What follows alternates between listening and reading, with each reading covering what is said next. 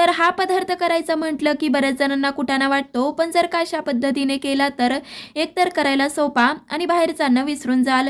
तर त्यासाठी इथं काय केलं, 300 ग्राम शेंगदाणे घेतले. आता एका वाटीमध्ये 1 चमचा मीठ घ्यायचंय आणि त्यामध्ये पाववाटी पाणी घातलं.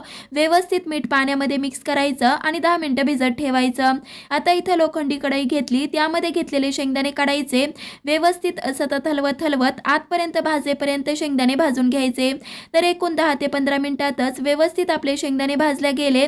आता ह्यामध्ये भिजत घातलेलं मीठ एकदा मिक्स करून घ्यायचं, यामध्ये घालायचं आणि सतत हलवत हलवत 2 ते 3 मिनिटं भाजून घ्यायचं.